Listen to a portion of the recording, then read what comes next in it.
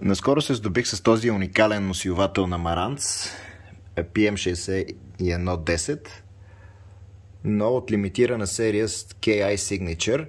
Това ще рече, че усилвателя е преработен от Кени Шивата, който е светил в аудиосредите, дългогодишен инженер в Marantz, водещ инженер. Усилвателя разполага с опътване на стандартен 60-10 и според опътването характеристиките са му 50 вата изходна мощност при 8 Ома товар, 80 вата продължителна пикова, и коефициент на линейни изкривявания 0,008%, който е удивителен коефициент на изкривявания, и коефициент на затихване 100, което е много добър коефициент на затихване също така.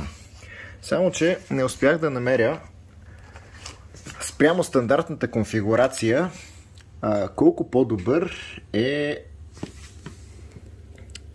усилвателят от лимитираната серия на Кени Шивата, както се вижда K накрая. Това, което се вижда с просто око, е, че шасито е помеднено, основният трансформатор е подменен с тороидален такъв и по интегралната схема има много промени в компонентите. Това, което аз направих с усилвателя, когато го придобих, е да настроя тока в покоя на крайните транзистори, който почти нямаше отклонение, и да сменя двата основни кондензатора с оригинални такива, тъй като бяха загубили около 20% от капацитета си. Тези, които сложих, бяха с 100% от капацитета си. Как правя измерването? Реших да измеря коефициента на линейни изкривявания на този екземпляр. От тон генератор в компютър пускам сигнала към DAC през USB. Много добър DAC с много добри характеристики. Това е Topping D70. Оттам сигнала отива в усилвателя, оттам през товар от 8 Ома отива в едно устройство, което може да мери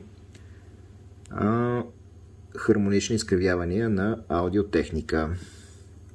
В момента съм настроил през потенциометъра на усилвателя този сигнал, който е 1 кГц синусоидален сигнал. Съм го настроил на 1 волт, който е стандарт за тестване на линейни изкривявания. Пускаме режим на измерване на линейни изкривявания и се вижда, че изкривяването отива в четвърти знак. При стандартен 0,008, тук в трети символ единицата само притрепва, но това е нормално. При стандартно измерване изкривяването ще отиде в четвърти знак. Нека да видим как се държи усилвателя при по-висока мощност. С потенциометъра ще настроя мощността на около 2,9 волта. Това е 1 ват изходна мощност при 8 Ома. Така, почти 2,9. Няма промяна в измерването на линейни изкривявания.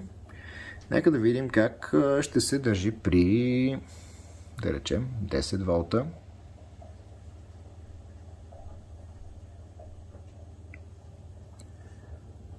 При 10 волта уреда показва абсолютна нула, което означава, че линейното изкривяване е в ниския регистър на четвърти символ, може би 0,00123 там някъде. За съжаление, този уред, колкото и добър ден, не може да хване изкривяване в четвърти знак. Сега предлагам да видим какво ще е изкривяването. 10 волта е мощност около 12-13 вата на 8 Ома. Нека да видим как се държи усилвателя в горния регистър на мощността, да речем около 20 волта, което вече е 50 вата. Вижда се, че изкривяването стига около 0,056 в трети символ, но все пак това е в горния регистър на мощността на усилвателя. Наистина много впечатляващо. Можем да проверим как се държи и при по-ниска частота, да речем 20 Hz.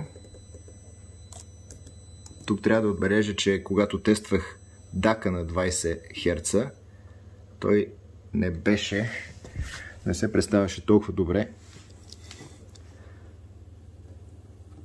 И със сигурност измерването ще бъде повлияно и от характеристиките на DAC. Така намалявам волтажа на около 2 волта, да речем, или малко по-малко, нека да отидем на 1 волт, където е стандарта за измерване. Така, трябва да настроя референтната честота на 20 Hz. Така.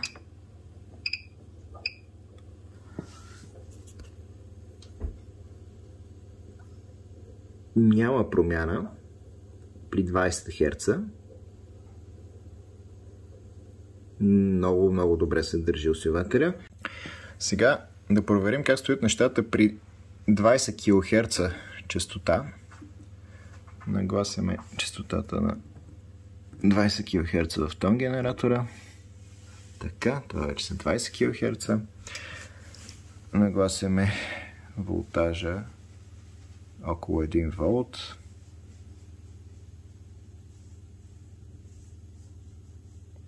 Така. Сега трябва да сменим референтната честота на 20 кГц.